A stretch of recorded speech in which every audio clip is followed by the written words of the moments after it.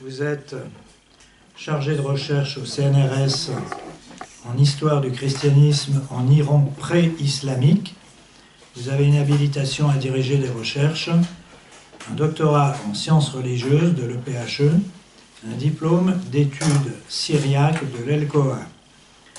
Vos champs de recherche sont histoire des communautés chrétiennes dans l'empire perse sassanide, la littérature syriaque, spécialement les actes des martyrs perses, l'histoire des représentations, la géographie historique et les transmissions interculturelles. Et vous nous donnez une conférence qui a pour titre « Enjeux actuels d'une lecture des pères syriaques ».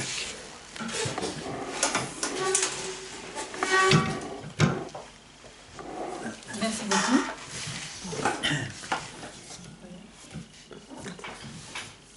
Merci. Vous m'entendez? Oui. Donc il a reçu les louanges des théologiens les plus éminents de son temps. Basile de Césarée, Grégoire de Nice, Jean Chrysostome ou Saint Jérôme ont lu certaines de ses œuvres déjà traduites du syriaque en grec. Éphrem le Syrien s'était acquis une telle renommée, affirme Jérôme, qu'en certaines églises, ses écrits sont récités publiquement après la lecture des Écritures. Si aujourd'hui le champ de la patrologie syriaque est certes moins sollicité que celui des pères grecs et latins, on constate néanmoins depuis plusieurs décennies une redécouverte de quelques auteurs, Éphrem surtout, dont on vient de parler, Isaac de Ninive.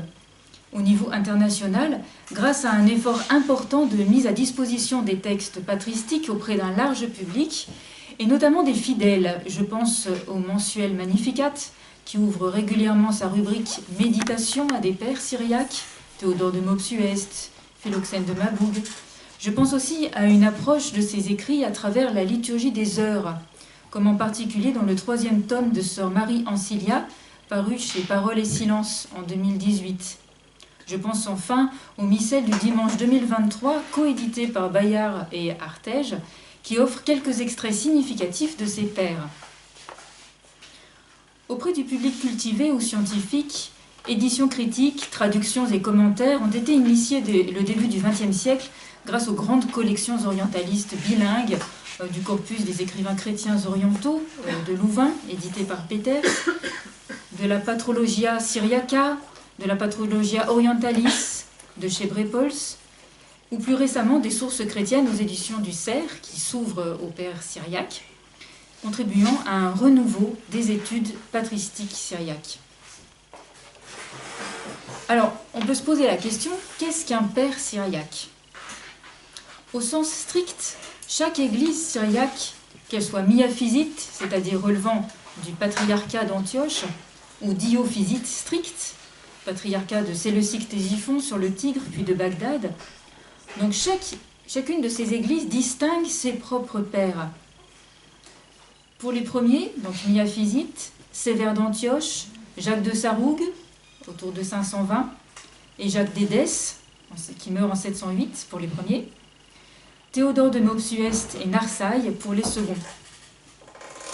Certaines figures antérieures au grand concile du 5e siècle sont communes, comme Éphrem ou Aphrate, le sage perse.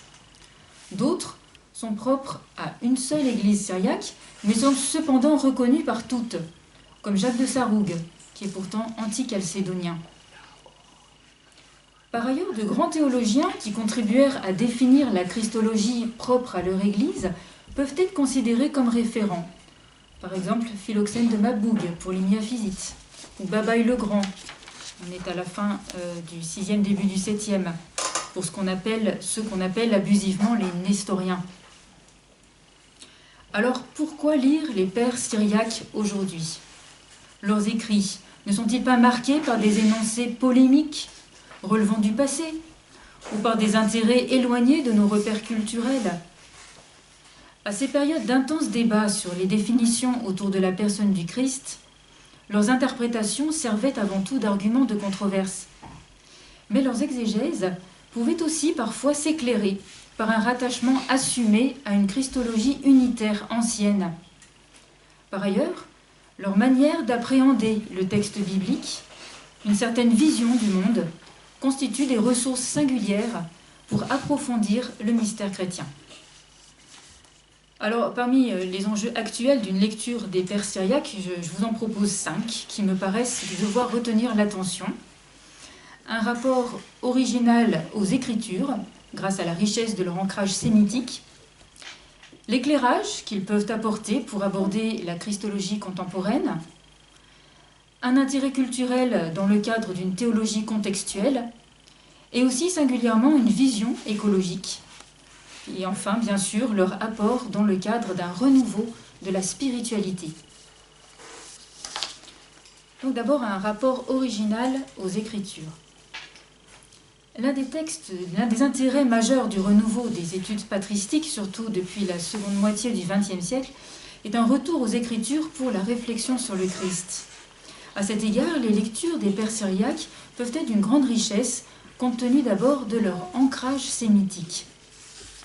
Comme le relève le père Michel Fédoux dans son ouvrage « Les pères de l'Église et la théologie chrétienne », l'une des objections qui a été soulevée à l'endroit de la littérature patristique en général est son insertion dans une culture gréco-latine peu évocatrice pour des non-européens dans le contexte de la mondialisation. L'approche des pères syriaques peut apparaître ici comme une source de nouveauté, parce qu'ancrée dans une culture sémitique, le syriaque permet certaines voies d'expression qui font une large part au jeu de mots étymologiques, par exemple, et ce, sans risque d'approximation.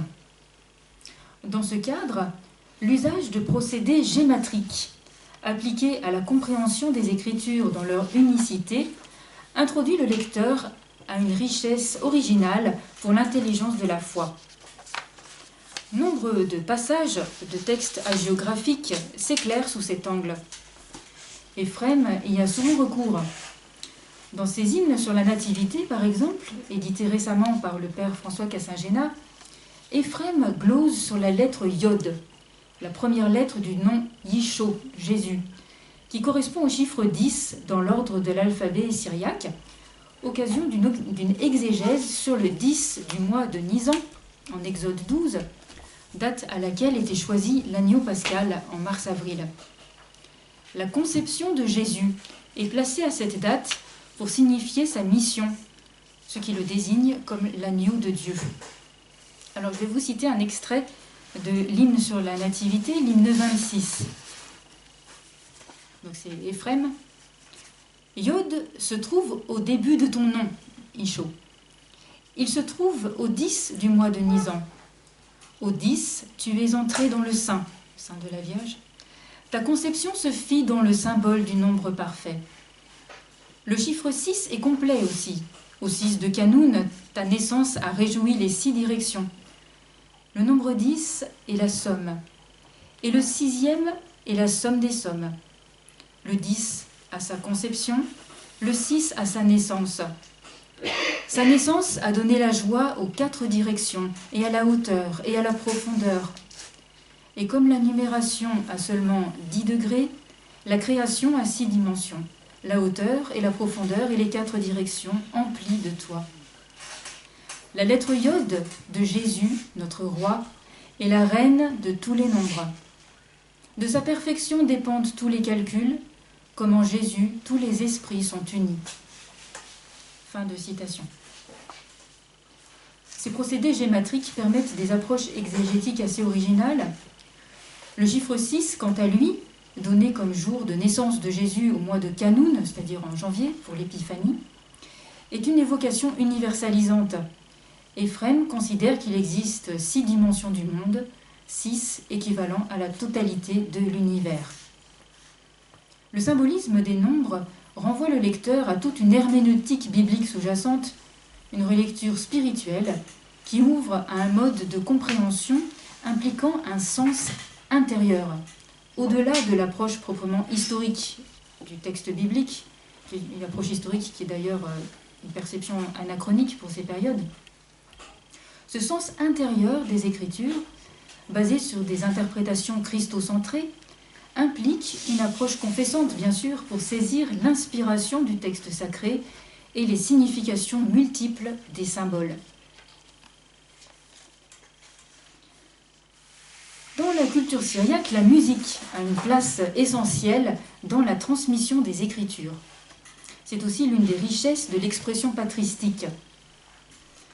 L'une des caractéristiques des modes d'énoncé des pères syriaques est en effet liée à la musique par la place faite au chant, mais aussi à la versification poétique, sur base biblique ou doctrinale.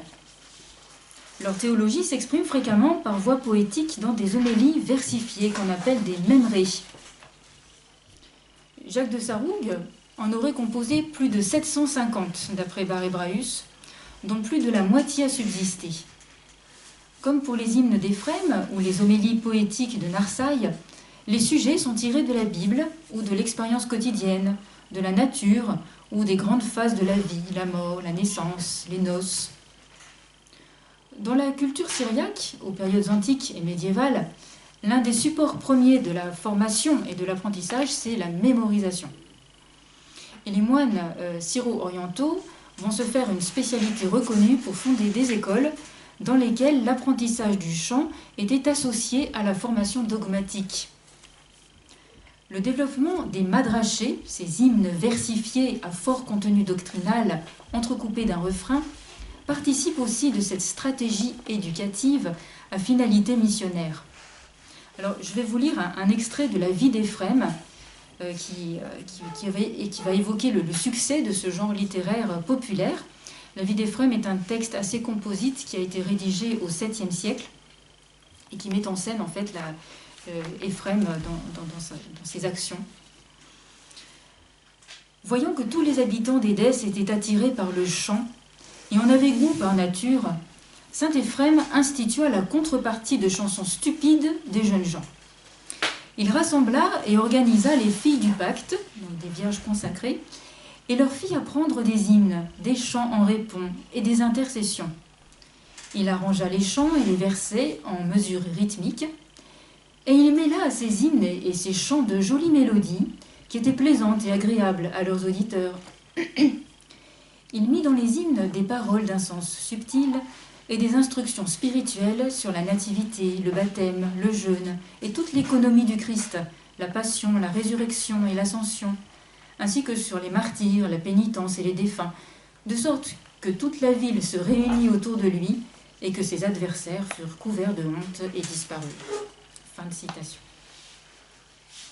Un rythme peut devenir véhicule privilégié de transmission doctrinale.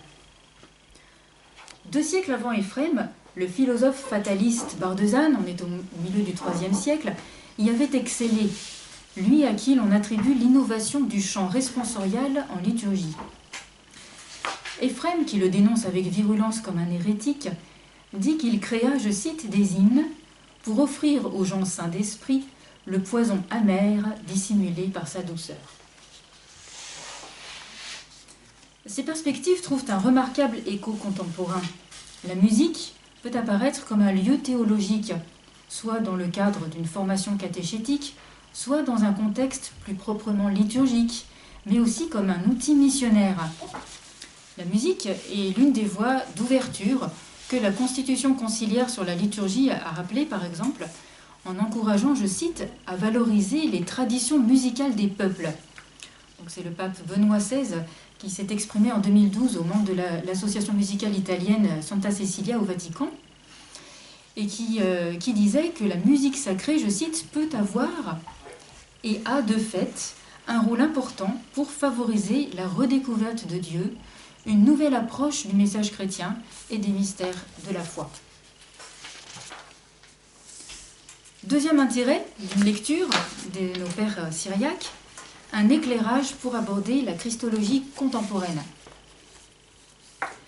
Les travaux d'Aloïs Grillmeyer et plus près de nous de Michel Fédoux ont montré combien les textes patristiques pouvaient venir éclairer la christologie contemporaine. Je prendrai un exemple à partir de la définition donnée par Jacques de Sarrougue de la procession, maintenant on dit de la spiration, du Saint-Esprit. Dans sa correspondance, il utilise 2 formulations. L'une, proprement trinitaire, est fondé sur Jean 15, 26 et surtout Jean 16, 14. L'Esprit procède, Nephak, du Père, et il reçoit, Nesab, du Fils. L'autre est une forme brève qui rejoint l'énoncé des pères synodaux. L'Esprit procède du Père. Donc on peut se demander si cette forme brève est une ellipse d'écriture chez Jacques ou bien une omission volontaire. Cette forme courte, qui est celle du concile de Constantinople en 381, est restituée parfois assez tardivement dans les églises syriaques, mais elle était d'accord avec l'église de Rome avant l'introduction latine du filioque. Il n'est pas certain qu'il y ait opposition entre les deux formulations d'ailleurs, si l'on considère l'enracinement scripturaire. L'Esprit reçoit du Fils, qui est lui-même l'engendré du Père. Reflet d'une théologie unitaire, ces formulations viennent étonnamment rejoindre la pneumatologie de plusieurs pères de l'Église cités dans le texte de la clarification sur le filioque en 1995, spécialement Hilaire de Poitiers. Un retour aux Écritures et aux lectures des pères, alliés à une étude des controverses, ont d'autre part ouvert la voie à des rapprochements importants en matière de doctrine. Et il revient au dialogue œcuménique actuel de s'efforcer de comprendre avec objectivité chaque tradition et ses voies d'expression. Les termes des débats christologiques ont été cause de confusion en raison de leur polysémie pour les controversistes des différentes églises syriaques qui se sont cantonnés à la compréhension de leur propre tradition sans s'ouvrir à la compréhension des autres. L'ambiguïté d'une traduction en syriaque de certaines notions venues du grec a aussi ajouté aux difficultés de trouver une entente sur la manière d'exprimer un même mystère. Des efforts de compréhension mutuelle et une relecture collective des textes majeurs de chaque Église ont permis d'aboutir aux déclarations christologiques communes entre le pape Jean-Paul II et le patriarche syriaque orthodoxe d'Antioche, Ignace Zara Iwas, en 1984, donc côté miaphysite, et 10 ans après avec Dinha IV de l'Église apostolique assyrienne de l'Orient, mettant fin à la controverse nestorienne. Troisième enjeu de la lecture des pères, un support de réflexion pour l'approche interreligieuse. Le recours aux symboles, aux images propres aux aires culturelles où ont vécu les auteurs syriaques peut être une source d'enrichissement et c'est aussi l'un des enjeux d'une théologie contextuelle actuelle. Alors une image m'a semblé parlante, c'est celle du feu. Parce qu'en contexte perse, le culte du feu était au cœur de la religion des Zoroastriens. Et classiquement, les auteurs syriaques de cette ère géographique ont développé une exégèse qui identifie Jésus au feu véritable, montrant par là la caducité de ce culte du feu. Saint Éphrem de Nizib, dans ses hymnes sur la nativité, désigne Jésus comme le feu qui purifie et dont la naissance annonce un nouvel ordre du monde, outre bien sûr la force du symbole biblique. Il dit que lors de l'incarnation, je cite, « Le feu est entré dans le sein, a revêti un corps et est paru ». Dans le but de transformer la culture ambiante, certains exégètes syriaques vont aller plus loin dans ce processus d'inculturation par intégration d'éléments étrangers, en christianisant directement l'origine du culte du feu et en soumettant les mages, donc les prêtres zoroastriens, à la seigneurie du Christ. Le livre de la caverne des trésors, qui a été achevé au VIe siècle, mais qui est porteur d'éléments beaucoup plus anciens, rapporte ainsi que pour remercier de leur présent, donc l'or, l'encens et la myrrhe, donc les mages évangéliques de l'épisode de Matthieu 2 viennent offrir ces cadeaux à l'enfant Jésus. Et donc pour les remercier, Jésus et sa mère vont leur offrir du feu, symbole de la présence divine, qui va ensuite être vénéré par les mages comme un don sacré. Donc ainsi, les mages sont invités à reconnaître dans le Christ ce qui est au centre de leur culte. Pour les communautés chrétiennes anciennes, pareille présentation christocentrique avait vocation à favoriser la diffusion de la foi en Jésus, vrai Dieu, sur le territoire perse, alors même que la religion chrétienne se trouvait menacée par des politiques de marginalisation et par des persécutions latentes. En dépit d'une perception impérialiste à cette époque, la question peut être revisitée et nous interroger dans le cadre du dialogue interreligieux actuel, ouvert à une reconnaissance de valeurs extérieures, tout en affirmant fortement la centralité du message du Christ et de sa personne. L'œuvre de réappropriation opérée par les chrétiens de Perse au sein de la culture zoroastrienne est un bel exemple de richesse croisée, constructive même de leur identité. À l'analyse de cette expérience, l'une des questions qui finalement émerge aujourd'hui serait de savoir comment dépasser une attitude d'affirmation, voire d'imposition de la foi, pour s'ouvrir, en partie du moins, aux expressions de la religion de l'autre. Alors, quatrième intérêt, une vision écologique. Dans un chapitre de son étude consacrée à la spiritualité éphémienne, paru aux éditions Bellefontaine, Sebastian Brock a souligné l'actualité de la pensée de saint Éphrem, notamment sur ce qu'il appelle sa vision écologique. Je le cite. « Relation entre l'humanité et la nature, attitude des hommes face à leur environnement, façon dont ils s'en servent, autant de questions qui ont un sens pour Éphrem. » Et il ajoute « Il aurait pu faire un saint patron très approprié pour ceux qui ont la fibre écologique. » Au cœur de cette perception, il y a l'idée selon laquelle le monde naturel, comme l'écriture, témoigne de Dieu. De ce fait, l'usage des biens et la manière d'agir de l'homme dans la nature implique, selon lui, une attitude de reconnaissance et d'émerveillement. Avidité et arrogance, à l'inverse, éloignent l'homme de l'attention aux symboles divins que recèle la nature. Comme pour l'écriture, l'œil de la foi peut conduire aux réalités invisibles à partir de ces médias matériels.